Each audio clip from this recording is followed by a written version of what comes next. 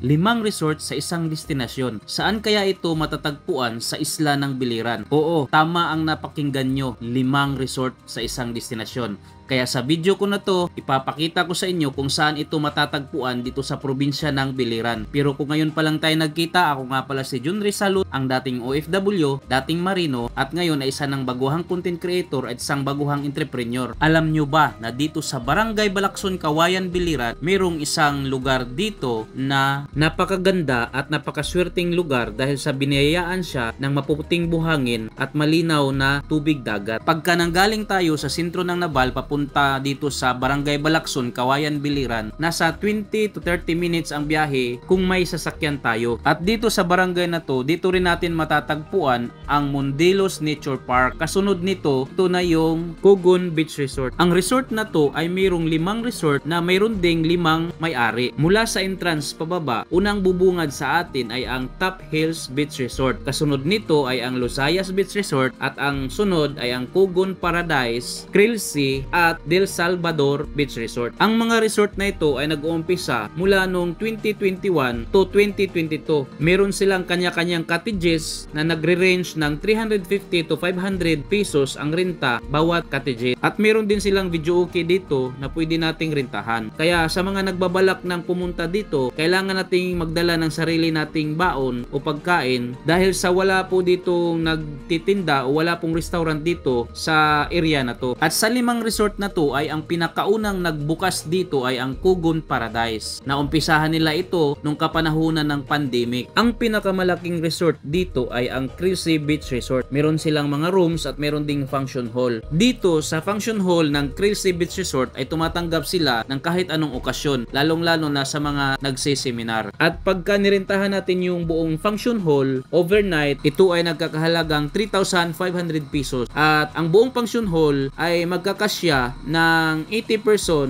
ayon sa caretaker. At ang bawat resort ay may kanya-kanya silang rules and regulation. At ang entrance fee nila ay hindi rin pantay-pantay. Nagre-range ito mula 5 pesos to 30 pesos bawat tao. At ang pinakahuling resort dito sa Kugon Beach Resort ay ang Del Salvador Beach Resort. At ayon sa may-ari, ang Del Salvador ay hango sa kanilang pangalang mag-asawa, Delia at Salvador. At ang entrance dito ay nasa 30 pesos bawat tao. At meron din silang video okay dito. Kung gusto nyong rentahan, pwedeng-pwede. At ang isa sa nagustuhan ko dito ay mahangin at napakalinaw ng dagat. Napakagandang mag-relax lalong-lalo na sa buong pamilya. At ang resort na ito ay may mga kakaibang rock formation na makikita dito sa area na to. At dito mapapansin natin sa may kalagitnaan ng dagat, di kalayuan dito sa Kugon Beach Resort, meron siyang tinatawag nilang ilithan. Itong ilithan ay isang bahura na kung saan may mga corals, may mga bato, mga rock formation. At isa ito sa pinupuntahan ng mga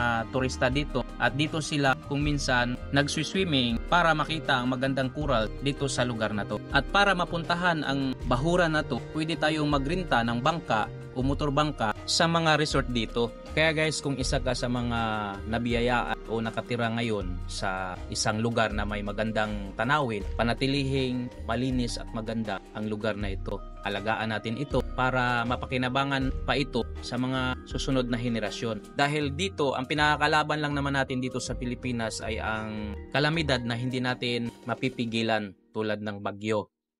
Pero maliban doon, pwede nating pangalagaan ang environment natin para mapanatiling maganda at ma-preserve natin ito. At kung isa ka sa mga hindi pa nakapunta sa lugar na to, try nyo tong explore yung ganda ng Kugon Beach Resort dito sa Kawayan, Biliran, at nang sa ganun, ma-experience nyo rin ang ganda ng lugar dito. Na kahit sa simpleng ganda ng nature natin ay napapasaya niya tayo. At palagi nating tatandaan na ang simpleng kaligayahan ay pwede nating makamtan sa ganda ng kapaligiran. At bawat hakbang ng ating pinaplanong gagawin ay dapat nating ipagdasal sa Puong May Kapal dahil siya ang nagmamay-ari sa lahat ng bagay dito sa mundo.